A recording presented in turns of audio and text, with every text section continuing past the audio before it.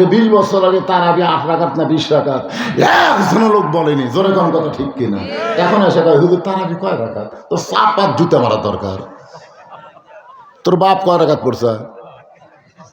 কয় 20 রাকাত। তোর দাদা কয় 20 রাকাত। তো তুই এবার ফতুয়া চাস কে? তখন আমার এক ভাই সৌদি আরবে কাম করবে গেছিল, ওই কাম করে এসে ওই হাত বাঁধে এটি পাও করে ফাঁক, আর তারাবি করে 8 রাকাত। ওর ভাই সৌদি আরবে কিষান খাট করে গেছিল, রাস্তার কাগজ খুলে বাড়িতে ওই মুক্তি হয়ে যাচ্ছে, মুক্তি আচ্ছা ফতুয়া দিছে তার আগে 8 রাকাত, আর পাও করছে ফাঁক, আর হাত বাঁধিছে এটি, ওই এক মুক্তি হয়ে গেছে। কথা কন না কেন? আরে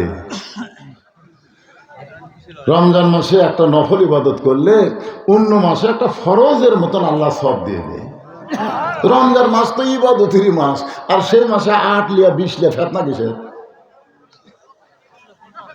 কারণ ফেতনা আগে ছিল, কিন্তু যতই দিন যাচ্ছে দেখবেন এই শবে বরাত আর বলে নাই।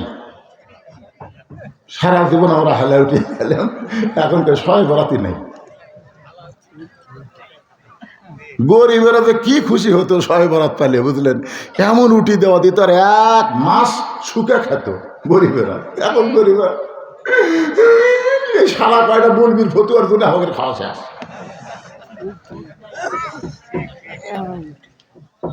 কি মন খারাপ করতেছেন? যতই দিন যাবে ততই ইসলামকে কাটছাঁট করে করে শর্টকাট ইসলাম হয়ে যাবে, শর্টকাট। ইয়া আইয়ুহাল্লাযীনা আমানুত্তাকুল্লাহা ওয়া কুনু মা'আস সাদিকিন। রে ঈমানদারেরা, কলিজার মধ্যে যদি আল্লাহর ভয় সবসময় রাখতে চাও, তাহলে সত্যবাদীদের তোমরা দল করো, সত্যবাদীদের তোমরা সাথে হও। এই জিনিসটা বোঝানোর জন্যই বলতেছে, একটু মনোযোগ দিয়ে শোনেন। হযরত আলী বলতেছেন, আপনি হলেন 1 নম্বর আর আপনি হলেন 2 নম্বর। আপনার 2 জন যদি নবী নিয়ে ফিতনা করেন, তাহলে সাধারণ সাহাবীরা কি করবে? আবু বকর বলতেছে, তাহলে আমরা কি করব? ওমর ফারুক বলতেছে, আমরা কি করব? আলী বলতেছেন, ভিতরে ঢোকা লাগবে। ভিতরে না ঢোকা পর্যন্ত কেমনে আপনারা বলেন যে নবী দাফন হবি না চেতন পাবি? কারণ আপনারা ভিতরেই ঢোকেননি। আপনারা বলেন তো ভিতরে ঢোকা লাগবে না? এই কোরআন শরীফের বাইরে থেকে কাম করলে হবি না ভিতরে ঢোকা লাগবে? আজকে বাংলাদেশের লোকেরা কোরআনের ভিতরেই ঢোকেনি, না ঢোকায় বলতেছে ইসলামে কোনো রাজনীতি নাই। ইসলামে কোনো রাজনীতি আছে তাই?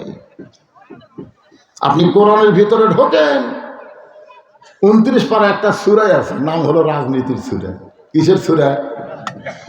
তাবারাকাল্লাযী বিয়াদিহিল মুলক ওয়া হুয়া আলা কুল্লি শাইইন কাদির।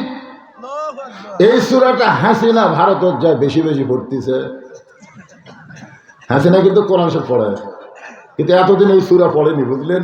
এখন পড়তেছে। আমি না বললাম আমার বাপের দেশ, আমার দেশ, এ দেশ থেকে কোনোদিন পলামো না, তাহলে আমি কুটি। তখন সূরা মুলুক পড়তেছে, 5 তলার উপরে 1.5 লাখ টাকার খাট, 12,000 টাকার কম্বল গাওয়ার দিয়ে ওড়ে। তার মানে রাত 9টার সময় বলতেছে, আমার বাড়ি আমার ঘর, আমার নামাইকে। এই বেটা ঘুমাইছে, এই কথা বলে বেটা ঘুমাইছে। এখন 2 কান্দের 2 ফেরেশতা বলতেছে যে আল্লাহ, মানুষ যখন ঘুমায় তখন একটা দোয়া পড়ে, আল্লাহুম্মা বিইসমিকা আমুতু ওয়া আহইয়া। আপনার বলেন তো ঘুম দেওয়ার মালিককে, চেতন করার মালিককে? আর এই বেটা কি কইল? যে আমার বাড়ি আমার ঘর, আমার নামাইকে। রাত 3টার সময় একটা ভূমিকম্প, তাহলে বিল্ডিং একটা কম্পন সৃষ্টি হচ্ছে। আজকে কিন্তু সিলেটে 13 সেকেন্ডের ভূমিকম্প আছে, আপনারা জানেন। আজকে যেই বিল্ডিং কাঁপা উঠছে, এত ফোর্সে নামছে যে কম্বলের মধ্যে লঙ্গি খুলে আছে, ওটাও পর্যন্ত পড়ার টাইম পায় না, একে ন্যাংটা হয়ে নামছে। ফেরেশতাকে আল্লাহ হাসি লাগ, নামালা, তাই বলে এইভাবে ন্যাংটা করে নামালে। আপনার বলেন তো হাসি নাকি কাপড় চুপুর নিয়ে নামছে? কাপড় চুপড়লে নামলে এরশাদের মতন বাংলাদেশেই থাকতো, কিন্তু ন্যাংটা হওয়ার কারণে বিমানত করে ভারতে চলে গেছে। ধরে কোন কথা ঠিক কিনা? এই জন্য আমার সঙ্গে সকলে পড়েন, তো ইজ্জু মান তাশা ওয়া তুযিল্লু মান তাশা বিয়াদিকাল খায়র ইন্নাকা আলা কুল্লি শাইইন কাদির। সম্মান দিয়ে 5 তলায় তোলার মালিককে, আর অপমান করে ন্যাংটা করে নামানোর মালিককে, ভালো মন্দর মালিককে, সমস্ত ক্ষমতার মালিককে। তাহলে বোঝা গেল ইসলামের রাজনীতি আছে না নাই? আপনি সত্যি করে ইমান থেকে বলেন তো, যে হাসিনা যে ভারতে চলে গেছে এটা বিএনপি জামাতের কাম, এই ছাত্র জনতার কাম? আমি সেই দিন 12টা পর্যন্ত ফেসবুকে দেখলাম, 12টা পর্যন্ত ফেসবুক অবশ্যই পলক, সিঙ্গার পলক, এই শালা ইন্টারনেট কারা লিখছে বুঝলেন, ঠিক মতো দেখা যায় না। তো ভিপিএনের মাধ্যমে আমি দেখি না, ঢাকা শুনশান, কোনো মানুষ নেই। 12টার সময় দেখলাম যে শহীদ মিনারে 15-20 জন দৌড়াদৌড়ি করতেছে, আর্মিরা কারফিউ দিয়েছে, পুলিশেরা তো খালি রাইফেল ধরে আছে। আমি চিন্তা করলাম আজকে যদি কোনো মতে হাসিনা ফসকান পায় তাহলে আগামীকাল থেকে আমার আর ওয়াজ করা হবে না। আমি তখন মসজিদে চলে গেলাম, 12টার সময় মসজিদে গেলাম, 1 ঘন্টা আমি কোরআন শরীফ পড়লাম, সূরা ইয়াসিন পড়লাম, বহু কিছু বললাম, কান্দাকাটি করলাম। পরে জোহরের আজান আমি নিজেই দিলাম, আজান দিয়ে জোহরের নামাজ পড়ে মসজিদ থেকে আসবার মন চাচ্ছে না। 2টার সময় আমার বাড়িয়ালি বলতেছে, কি এতে কাপড় বসলেন নাকি, ভাত খাবেন না? আমি ভাত খাবার এসব ফেসবুক চালু করে দেখি ভাই, যে দিকে তাকাই খালি পিপিলিকার মতন মানুষ। সঙ্গে সঙ্গে আমি কোরআন থেকে তেলাওয়াত করলাম, আলাম তারা কাইফা ফাআলা রাব্বুকা বিআসহাবিল ফিল আলাম ইয়াজআল কাইদাহুম ফি তাদলিল ওয়া আরসালা আলাইহিম তায়রান আবাবিল। আরে কিভাবে হাসিনা ফুলে গেল রে! আহা, কি বুঝলেন? ক্ষমতার মালিককে জোরসে ইমানে বলেন, ক্ষমতার মালিককে। উদখুলু ফিস-সিলমি কাফা, আল্লাহ বলেছেন পুরোপুরি ইসলামের মধ্যে ঢুকে যাও। আলী বলতেছে, আবু বকর ভাই, ওমর ভাই, নবী দাফন হবে না ঘুম থেকে চেতন পাবে, এটা বাহির থেকে চিল্লাচিল্লি করার দরকার নাই। হযরত আলীর সামনে সামনে হাজার হাজার সাহাবী পিছনে পিছনে, সমস্ত সাহাবরা চিন্তা করতেছে হযরত আলী আমাদেরকে কোথায় নিয়ে যাবে, যে জায়গায় গেলে মীমাংসা হবে। এমন একটা ঘরের দরজায় হযরত আলী দাঁড়াইলেন, যে ঘরের ভিতরেই আল্লাহর নবী আছে। হযরত আলী ঘরের দরজায় দাঁড়াচ্ছে, ইতিমধ্যে আবু বকর দৌড়ে এসে বলতেছে, আলী ভাই আপনি এত দেরি করলেন কেন? আল্লাহ রাসূল সবে সাদিকে বিদায় নিছে, তাকে তাড়াতাড়ি দাফন করা লাগবে।